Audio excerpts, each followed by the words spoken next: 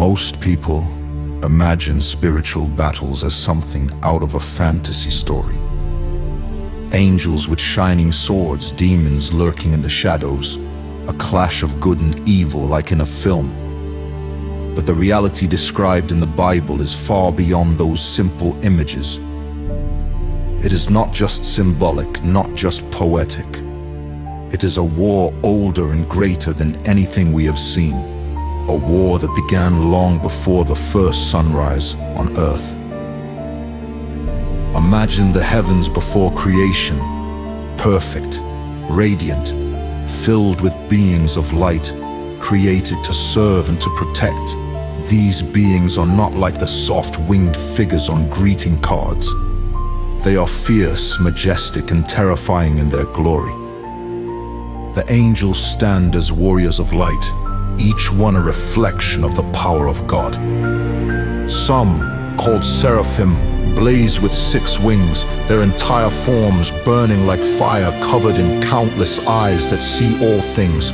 Others, called cherubim, appear with 4 faces, man, lion, eagle, and ox, guarding the presence of the Almighty with wheels of fire that spin and turn with endless energy. But even among such beings, there was one who sought more. Once he was called the Morning Star, a name that spoke of beauty, power, and music that echoed through all of heaven. He was Lucifer, the brightest of them all, but pride corrupted him. He wanted not to serve, but to rule, not to reflect light, but to claim it as his own. And when his heart turned, war began. Revelation gives us a glimpse of this war.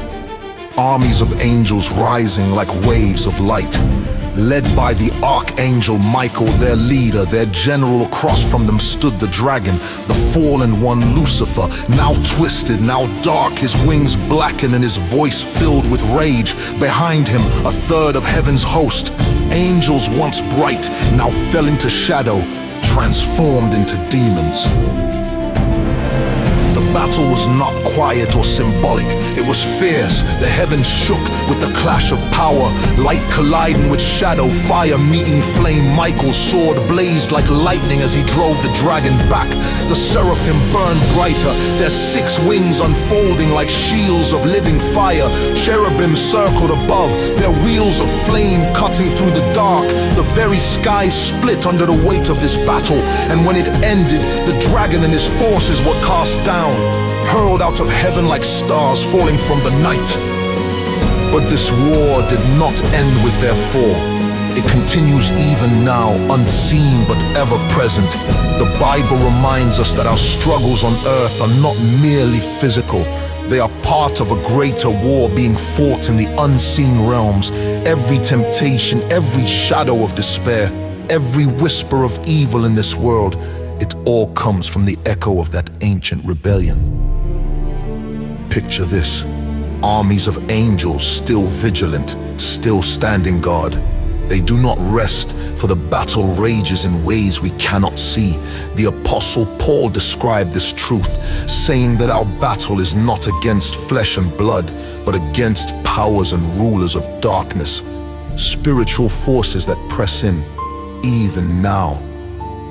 And when the Bible speaks of armor, the armor of faith, of truth, of righteousness, it is because we are not spectators in this war. Whether we know it or not, we are part of the battlefield. If you could see the veil lifted, you would witness a world unlike anything you've imagined. Angels standing like sentinels of light, their armor glowing like molten gold, their wings stretching wide as they shield and protect. They do not resemble the gentle painted figures on stained glass. They are warriors, fierce and unstoppable, moving as one with even the prophets of old.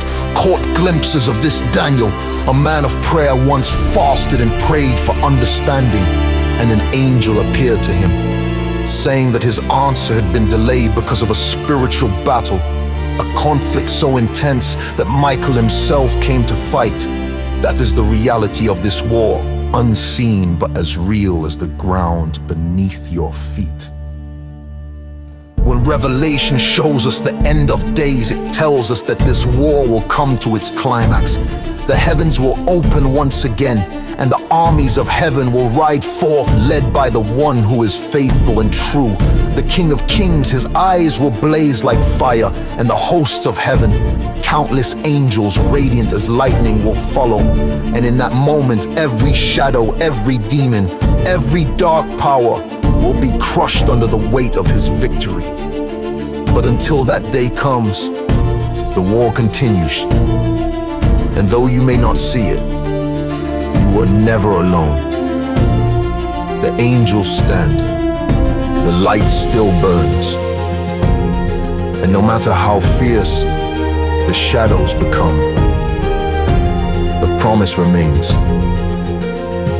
The darkness will not win.